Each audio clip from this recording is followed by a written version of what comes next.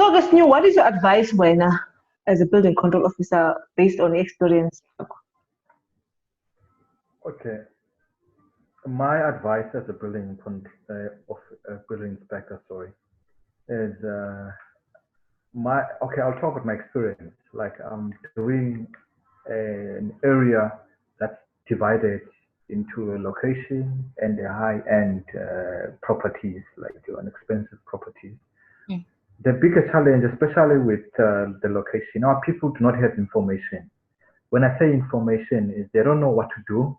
They are just given houses. Usually, they get houses through your RDP, or maybe they bought the houses back in the days when the government built it for them.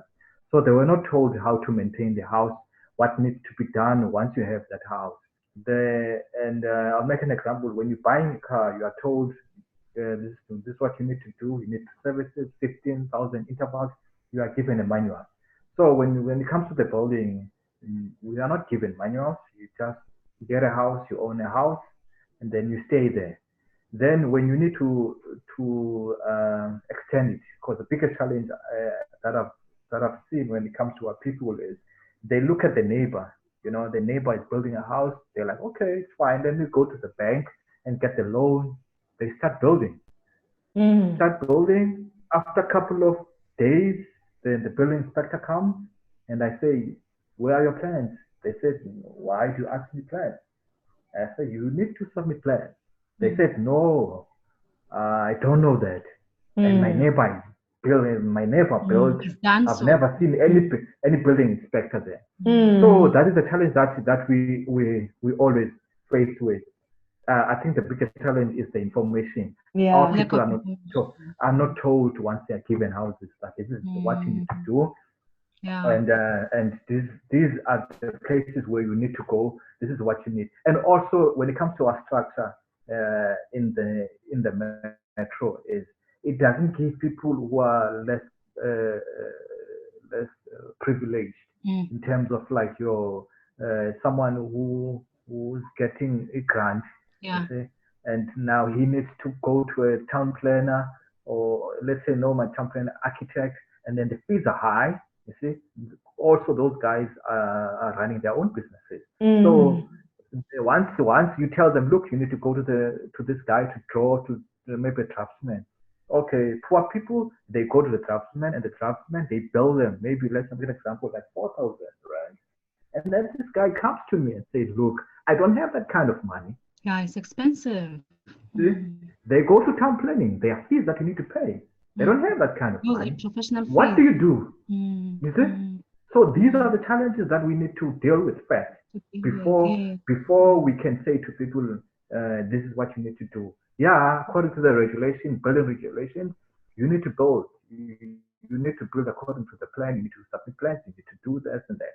But on the unfortunate part, there's no a structure within our government entities where it provides for poor people. You know, if there is, I'm not familiar with it. You know, it's, I don't know. Have you seen a scheme where it's dedicated to the less privileged when it comes to tampering? Is there a scheme? No. So those are the pay according to our fees. Exactly. You see, those are the challenges that we face. And then another challenge that I always face when it comes to the location is encroaching. People, they encroach because they do not know that they need to call like a surveyor to put on the pegs. And our people, I will say this, there are people who want to make sure that they're building according to the regulations. There are people who submit plans, but unfortunately, there are those who cannot afford. You see? So now, how do we? And this thing now, it becomes a problem because now, unfortunately, we just left it there and we didn't bother about it. But now we want to make sure now. They must comply. Let's say now another inspector will go there, and then maybe someone won't pay attention. But if I come and try, because also on my side, I always try to assist our people because I always tell them this. Just imagine now, after 20 years, you see, you want to sell this house. You've put this investment in this house. Let's say you put like 200,000 100,000 rand. You want to sell this house. So how are you gonna sell it? How the bank? I mean, like the bank won't be able to finance it because the Yeah, bank because wants that occupancy certificate and the plan. That is the biggest challenge now with our people, that they are facing is you buy the house, you renovate it, and then now after 5 years, it's like, okay, you put your investment, so you want to yield results when it comes to your investment. But now once you sell it, the bank tells you, for us to look at your application, you need to have a plan and an occupancy certificate because the banks want security. Yeah. And then what happens is, okay, you come to us and say, look, Mr. Inspector, I want to refinance my house, but the bank wants this ABC. And then I be like, okay, let me check. Do you have plans? You don't have plans. No, you don't have plans. Let me go to site.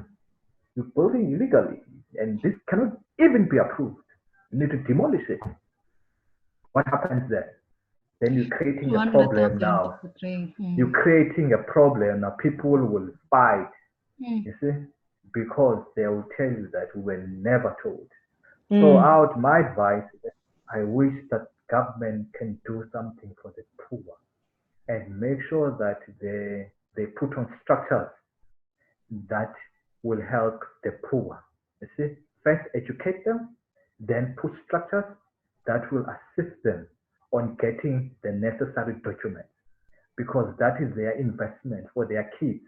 The unfortunate part is we need to be frank about this and be passionate about it because each and everyone, when I go to these high-end places when it comes to people that can afford, they know the law, but they act as if they do not know the law, and they build illegally.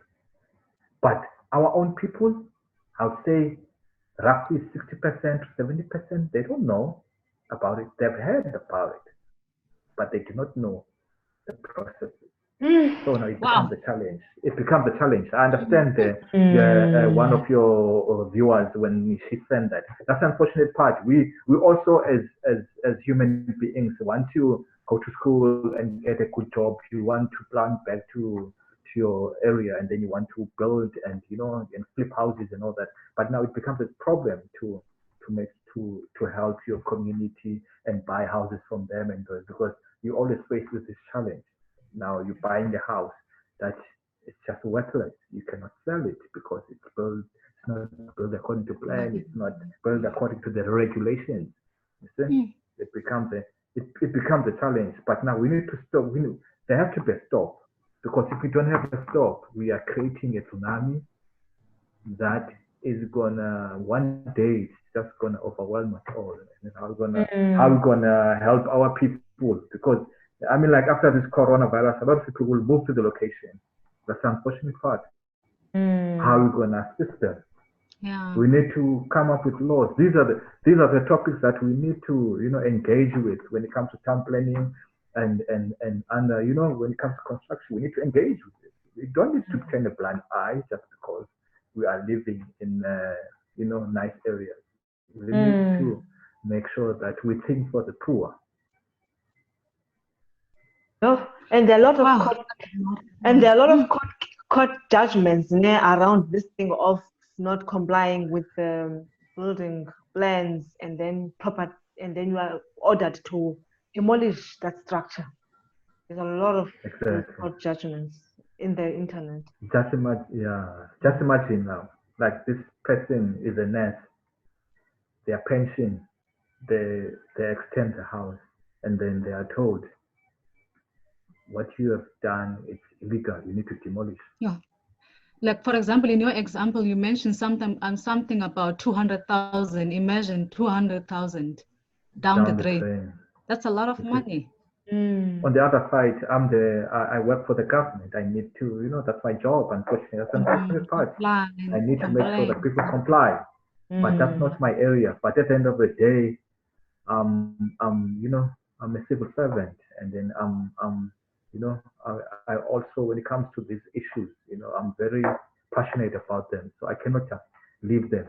I mean, like with the nature, because I come from Bureaucracy. So I always make sure that my people are taken care of. By the way, he's Chief Sinyuseli. Tabule. That's his title. Tabule. If you introduce him properly, like exactly, because sometimes sometimes I need to wear different hats, and I need to be a civil servant, and also, so I must take care of my people.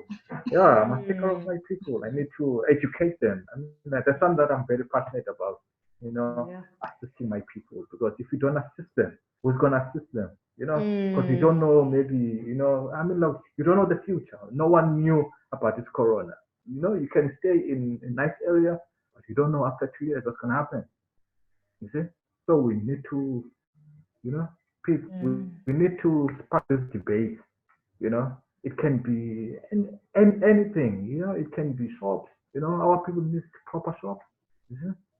Those are the things, and they need to adhere to that, because how do you stop that illegal being because most of those areas, the plots that they are building the houses on, they belong to the municipality most of the time. So now you cannot get, because you must also understand, if people do not submit plans, it means that the municipality doesn't get revenue. You see? If people are not paying rates, because now you will pay rates according to whatever your house, your square meter, or whatnot. I'm not working for rates, but I just know that you pay according to that. Just imagine now, it's the money, because I always have this argument. If we don't regulate our own locations, I would say each and every city, most people, they live in locations. So meaning that the government, there's money lying in those areas that the government cannot get because of these processes. You see? So if we can iron those processes, government can get money from that. Then our municipalities can generate money, and then we can plan back to the community and build them proper houses and proper roads. Oh, let's leave it there. That was interesting, mouthful discussion. Yeah. Good information, new. I've learned a lot. Now we'll see, Yeah. Yeah, so much. I feel like this is not enough. We need to unpack it more, if that's possible. True. We will definitely make time to make another one. Okay, folks, thanks so much, Snu, for your time and joining us. Until meet again. Stay safe, guys. Yeah. Thank you. God is good. God is good all the time. All the time. God is good. God is good.